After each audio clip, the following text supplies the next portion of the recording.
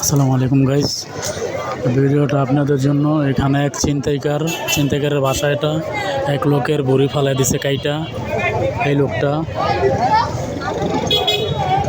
1 ঘন্টা ধরে তাকে বাইর করতে পারতেছে না। পুলিশে আসছে, তাকে বাইর করতে পারতো না। ঘর ভাঙচুর করছে, তা বাইর করতে পারতেছে না। জনগণ পুরো খেপে গেছে, তাকে মেরে ফেলবে, কিন্তু পুলিশে প্রোটেকশন দিয়ে বাইর করতে পারতেছে না পাবলিকের জন্য।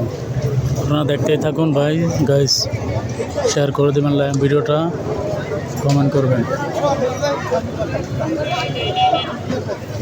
এই যে এটার ভিতরে এই যে জানালা, এই রুম, ওই ছিনতাইকারের বাসা। অনেক ভয়ঙ্কর, ছুরি টুরি।